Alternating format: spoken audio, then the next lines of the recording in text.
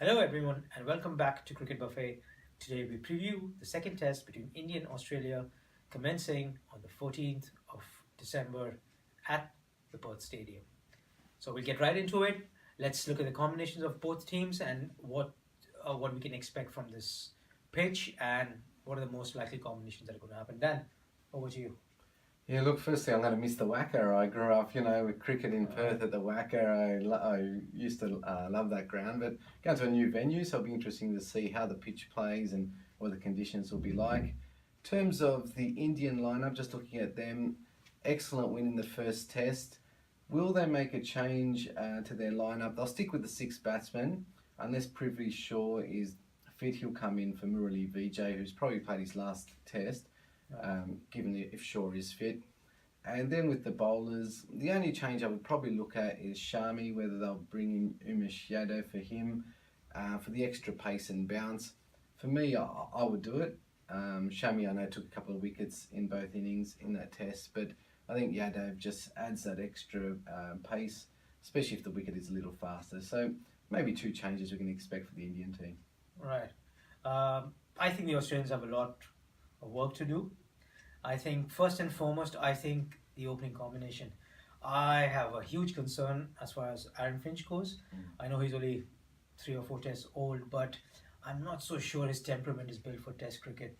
The shot he played in the first innings, third ball of the match, and then the second innings when he should have been given out, but he wasn't because of Ishant Sharma overstepping.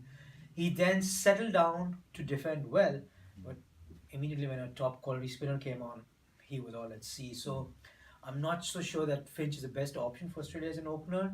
And having two inexperienced openers at the top, there's no way Australia will consistently get good starts. For me, and this is completely left field, but I think Australia needs to get Matt Renshaw into the equation.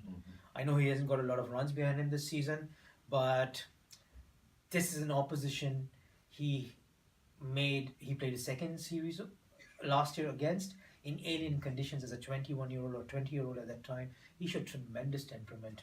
Batting at Pune, I was like, who is this guy? And he looked like a future Matthew Hayden.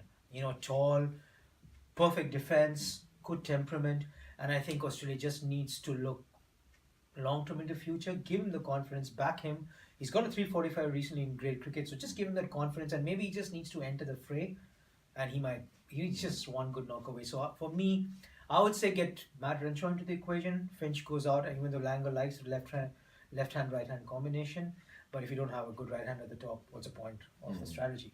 Get Renshaw in.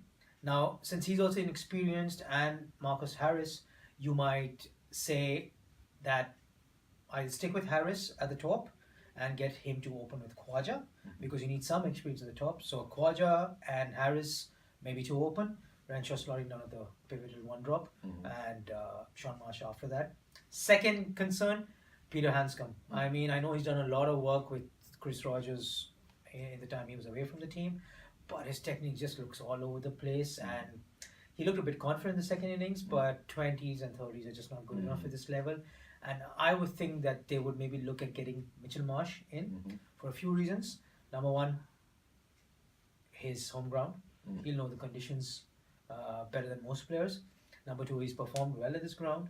And number three, it is just a backup for the pace bowling department. Otherwise, if India gets a good score, the three pace bowlers will struggle. If you have a batting all-rounder whose main proposition is to bat, and he strengthens the batting lineup, but he can relieve the main pacers with some medium pace, which is when he demands, then I think they would really could use Mitchell Marsh's all-round experience. So I would say Australia, two main changes.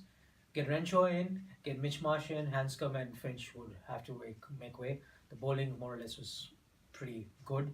They shouldn't have let India get off after 6 for 127, but overall you cannot blame them too much. It's a batting which let them down. So I think Australia need to make these two changes, and if they do so, I think they can really put one back at Perth. So these are changes I think Australia should make. I think most times the selectors may give their batting unit another test, but given India are only one test win away now from retaining the Border Gavaskar Trophy, the selectors' hand may be forced here. So be interesting to see what they do. Right, predictions?